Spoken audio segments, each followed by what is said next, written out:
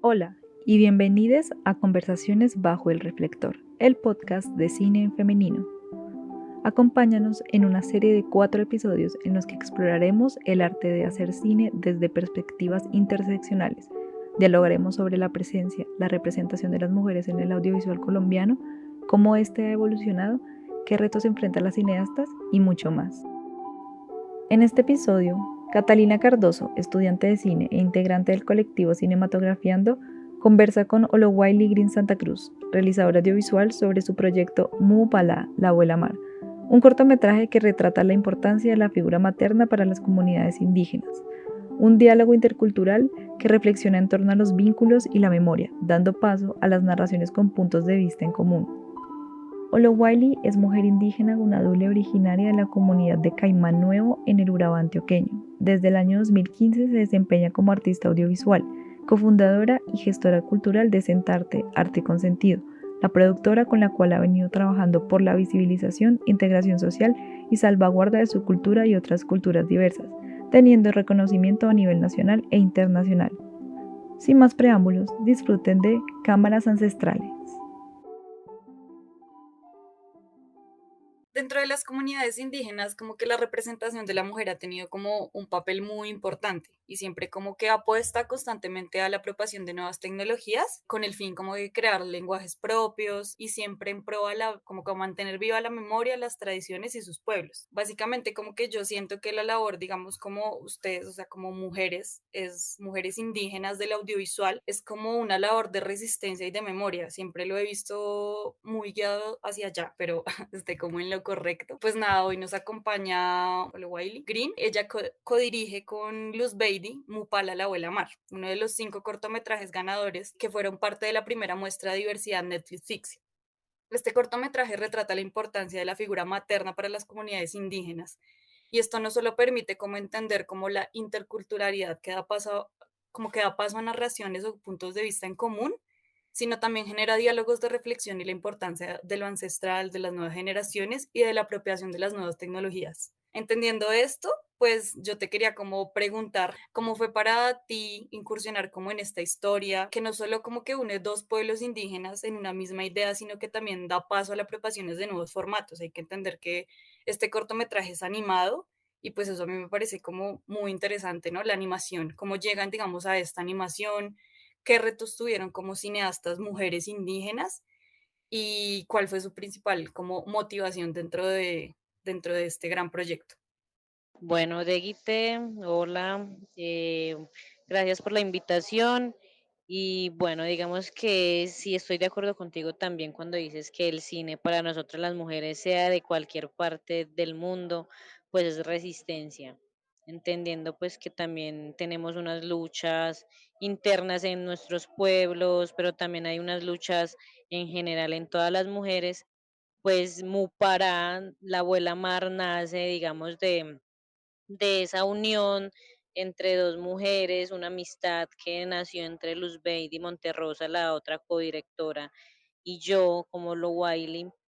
Ver también que en Colombia hay más de 115 pueblos indígenas y que somos pueblos muy diferentes, hablamos muy diferente, nos vestimos diferente, pues ver que teníamos como este elemento en común que es la abuela mar y que la abuela, pues que la mar es la representación femenina de nuestras abuelas, pues decidimos como contar esta historia de Mupará, que realmente decidimos hacerla en animación fue porque, pues porque las historias de nuestros pueblos siempre son como muy mágicas, son muy irreales, son muy, sí, pues mágicas quiero decir. Entonces por eso fue que decidimos hacerlo en animación y no pues en un formato pues de video normal como se hace pues los documentales, no. Entonces digamos que por eso fue que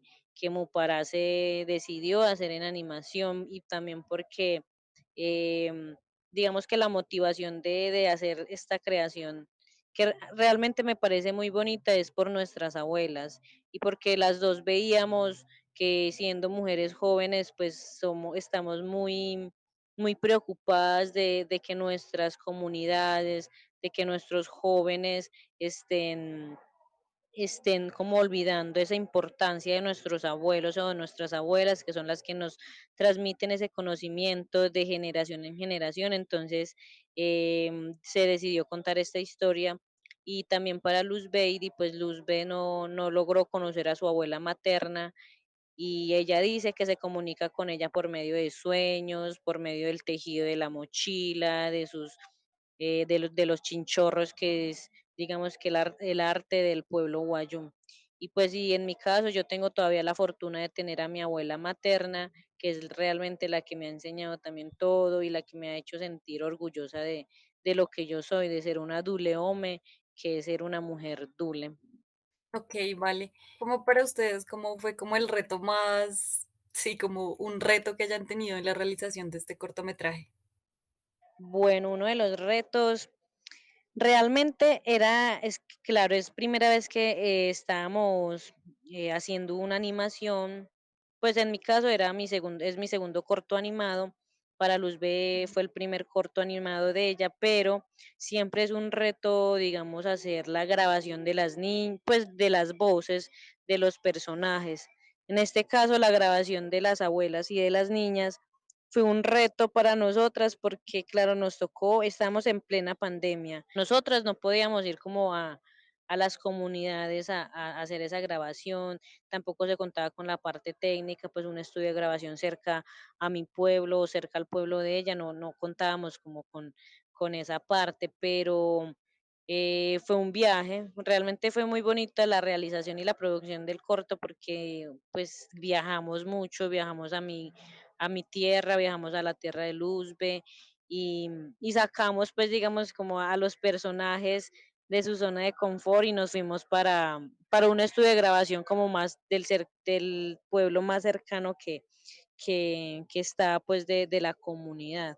Digamos que eso fue uno de los retos. Otro de los retos también fue que, pues en el corto, para los que se la han visto o se la van a ver, pues nosotras estuvimos muy juiciosas y fue muy minucioso, digamos, cada símbolo que pusimos en el corto, porque claro, es una representación no solamente como de la visión de Olowale y de Luz Beatty, sino que es una mirada de todo un pueblo. Digamos que estas ideas no son una idea de y de Luzbe, sino que es una idea del pueblo Wayuu, es una historia del pueblo Gunadul. Entonces ese es uno de los retos más difíciles para yo creo que cualquier realizador indígena o de cualquier realizador o realizadora que esté que pertenezca a cualquier grupo étnico, que la representación sea digna realmente de nuestros pueblos. Bueno, voy a tener como una anotación aquí muy importante. Aquí como que Leiki Uniana, una guayú colombo-venezolana, quien fue como considerada una de Sí. las pioneras del cine indígena, resaltó que me gusta mostrar lo que viven los guayú y en las zonas urbanas, el proceso de resistencia y el tema del arraigo y la memoria y la identidad cultural. Digamos que esta frase como que me gustó muchísimo porque como que dice como todo, ¿no? Es como que una frase que reivindica su papel dentro de la cultura, permitiendo como el derecho a la creación y a la recreación de sus propias imágenes, claro está. Y pues obviamente partiendo desde el trabajo desde las comunidades, que es como lo que más, digamos, para mí es como importante, es que ustedes, digamos, como que trabajan dentro de sus comunidades y muestran y cuentan sus propias historias, sus memorias, sus como visiones, todo lo que tiene que ver con sus pueblos. Digamos que entendiendo un poco esto y adentrándonos, digamos, a esto, ¿cómo ha sido dentro de tu comunidad mantener estas tradiciones por medio del audiovisual? ¿Cómo ha sido enseñarle a estas nuevas generaciones que tengan conciencia de la importancia de lo ancestral? Porque eso digamos que es algo que se recalca muchísimo, ¿no?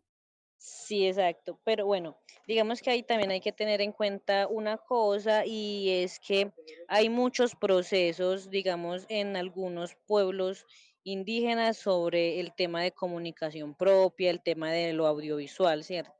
En este caso, en estos dos pueblos, pues digamos que el pueblo Guayú tiene una gran ventaja sobre el pueblo Gunadule, porque el pueblo Guayú cuenta con un proceso de comunicación propia muy fuerte. Es más, yo creo que los más fuertes en comunicaciones acá en Colombia, hablando de pueblos indígenas, son el pueblo Guayú y los Nasa. Esos son los dos pueblos que tienen como una referencia en todos los pueblos indígenas. En cambio, en mi pueblo, digamos que el tema de la comunicación todavía es visto como muy ajeno y todavía no se acepta mucho. Entonces, por ejemplo, ese es uno de los retos, no solamente cada vez que hago un cortometraje para mí, o sea, no solamente fue en Mupara, sino que es en todos los cortometrajes que yo he elaborado, pues digamos de mi pueblo, y es eso, y es que los mayores, las mayoras entiendan que esto pues digamos que es una manera de salvaguardar, de visibilizar y de llegar a una inclusión social por medio del audiovisual. Y eso todavía no es muy buen visto en mi pueblo. Entonces, digamos que para mí personalmente y el pueblo gunadule todavía estamos como en ese proceso. Son pasos pequeños que digamos que yo estoy dando porque yo soy la única comunicadora del pueblo gunadule y soy mujer. Entonces eso es otro peso para mí. Y siempre ha sido así y bueno, igual yo siento que lo que dije son pasos. Yo sé que y yo quiero formar otras niñas, otros niños sobre lo audiovisual, porque si esto se sigue viendo como muy ajeno, pues no vamos a tener como avances en ese sentido. Claro, sí, eso es muy cierto.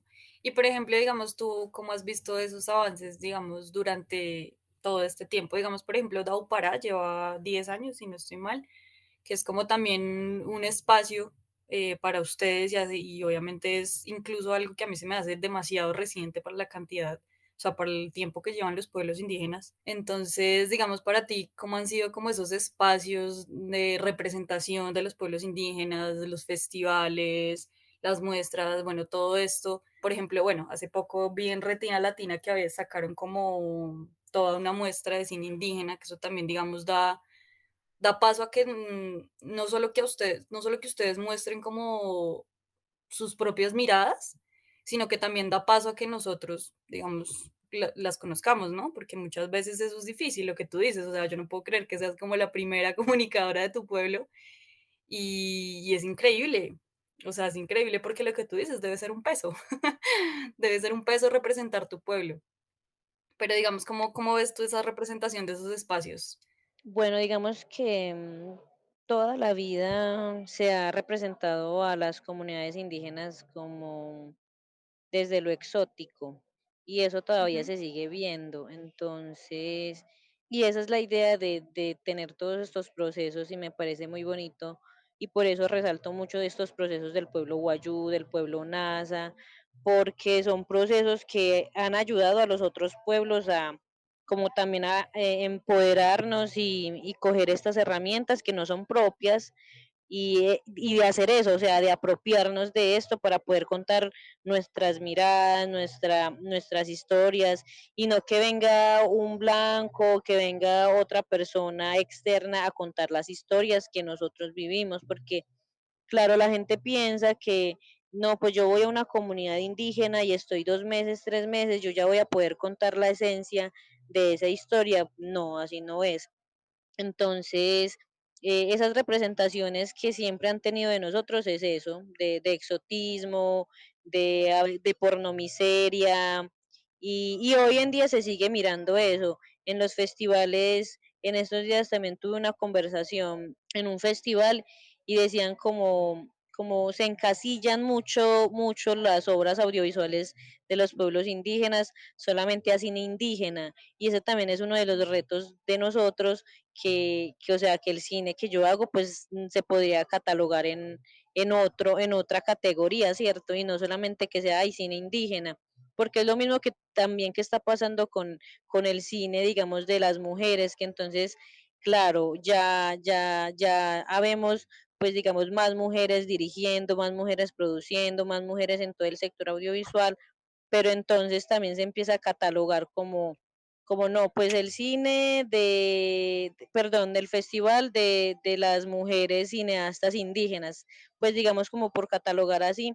Y bueno, digamos que esto hace parte de la lucha, pero esto no debería ser así, sino que realmente el cine es amplio y el cine es dirigido por mujeres, por trans, por gays, por lesbianas, por mucha gente que realmente terminamos siendo todos siendo humanos. Entonces es eso, pues esas representaciones nunca nos van a representar y esa es la tarea de nosotras hoy en día y más de nosotras las mujeres porque claro, sabemos, tú también sabes Mm. que el sector audiovisual está más lleno de hombres, hay mucho machismo, hay muchos problemas alrededor de este sector audiovisual, del mundo audiovisual, de, y nosotras como mujeres pues tenemos que estar haciendo como este aporte también desde nuestros sentires, desde nuestros quehaceres, porque una historia no va a ser la misma si es contada por un hombre gunadule y no va a ser la misma si es contada por mí, porque igual digamos que eso también es una de las metas de en mi vida y es dignificar a la mujer indígena, porque nosotras también hemos sufrido muchísimo y hemos sufrido tanto por, digamos, por la invasión, pero también hemos sufrido por los hombres de nuestros mismos pueblos, entonces es una lucha. No, sí, en eso sí estoy totalmente de acuerdo contigo. Incluso creo que alguna vez también tuve una conversación con alguien sobre eso.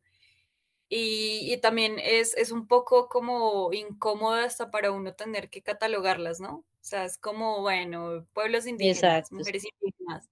No, para mí todas somos mujeres y punto. Y todos tenemos los mismos derechos y todos tenemos las mismas capacidades. Entonces, eso también, digamos que son espacios que nos permiten lo que te digo, por lo menos a mí, como persona, digamos que no hago parte de una comunidad ni nada por el estilo, me permite, digamos, conocer de estos trabajos. Y lo que yo te decía hace poco era como, me pareció muy lindo, o sea, para mí verlas a ustedes como en un conversatorio, escuchar de esta historia, poder ver otras miradas, me parece bonito. Y yo siempre digo como cada quien también debe representar sus propias historias, o sea, porque lo que tú dices es muy cierto, nadie va a contar lo mismo, tu mirada no es la misma del otro, es tan sencillo como eso, no vamos a ver lo mismo.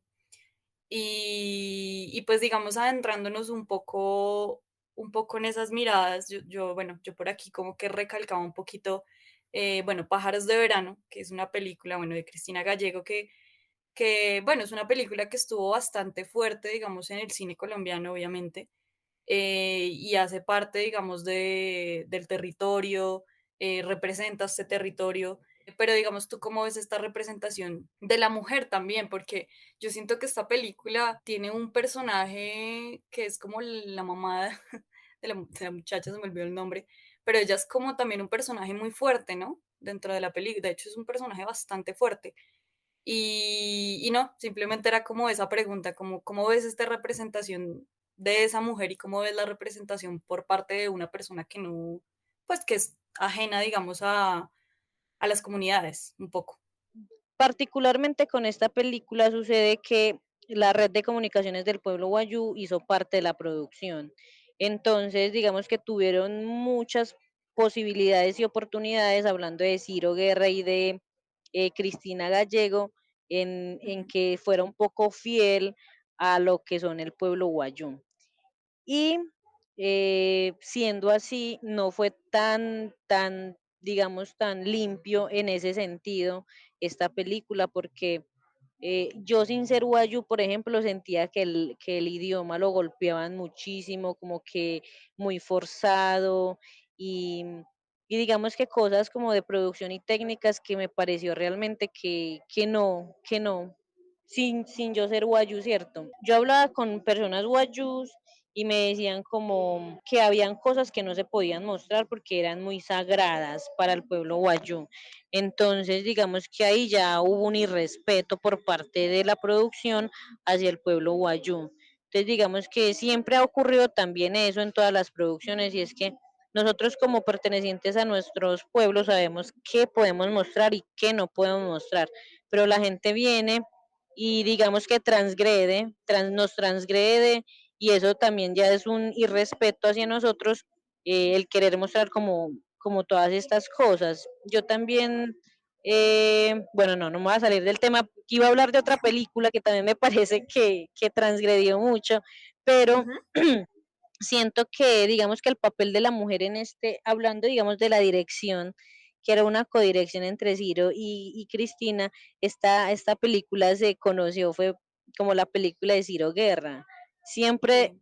Cristina fue invisibilizada siempre.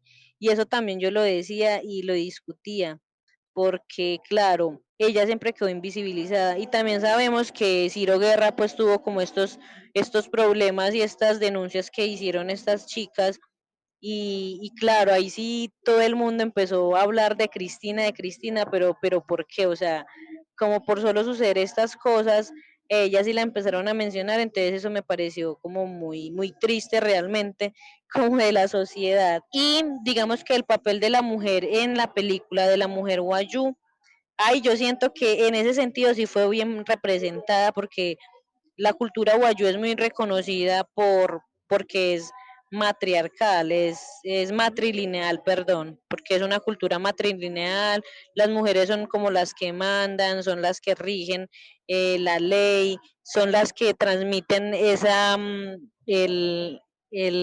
como la sangre del ser guayú. Si tú eres hijo de una guayú, tú eres guayú, pero si tú eres hijo de un guayú, tú no eres guayú, ¿cierto? Entonces, digamos que eso en la película como que sí se retrató y digamos que eso me gustó. Igual el mismo pueblo guayú dijo como que eso fue una historia que sucedió, entonces que sí había que contarla. Ya como para terminar un poco, los jurados del reconocimiento de diversidad Netflix y Fixi resaltaron. Con una especial belleza y a través de la frescura de su animación, Upara propone un inusual abrazo interétnico para abordar el tema de la feminidad indígena de los pueblos Unadule y Guayú. Bueno, para ti, ¿cómo crees que ha sido como la representación de las niñas y las mujeres en las producciones hechas por indígenas o en las producciones en general? Como que vamos por buen camino, porque, y es algo muy claro y yo siempre también lo he dicho en todas las conversaciones que he tenido y es que los abuelos o las abuelas y las mujeres somos las que llevamos la cultura.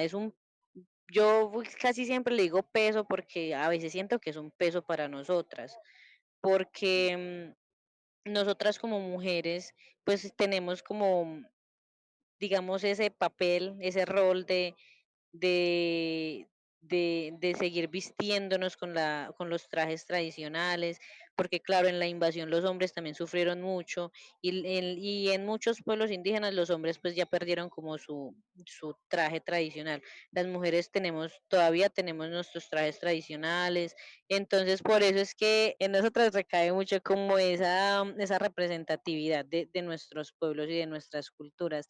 Entonces, yo siento que lo estamos haciendo bien, también lo estamos haciendo con mucho respeto, porque las abuelas y los abuelos pues son como estas bibliotecas andantes, yo siempre digo así, nosotros no tenemos como pueblos indígenas bibliotecas físicas, pero sí las tenemos humanas. Y claro, estas personas o estos abuelos o abuelas se nos mueren y se llevan todo el conocimiento y eso hace que también nuestros pueblos se empiecen a debilitar. Yo siento que hacer audiovisual es muy importante porque vamos a empezar a salvaguardar como todos estos conocimientos. Personalmente, digamos que en todos mis cortometrajes siempre está mi abuela, siempre. Ella siempre va a ser mi personaje.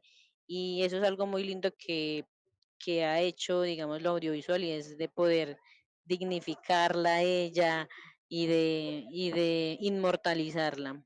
Porque digamos que para mí, pues es lo más importante en la vida y es el hecho de que mi abuela todavía existe y me pueda seguir dando ese conocimiento que yo estoy como con esa sed de seguir alimentando, yo porque soy así, pues digamos como todas estas cosas, entonces es muy bonito. No, pues muchísimas gracias en serio a ti por permitirnos, digamos, como tener este espacio, por permitirnos escucharte, que es como lo más importante, digamos, creo que para todos es escucharnos. Fue como muy ameno, me gusta mucho como escuchar opiniones y también llegar como a puntos de vista muy en común, que a veces uno como que tiene, pero como que no comparte, ¿no? Muchas gracias, en serio te agradezco por, sí, por aceptarnos la invitación.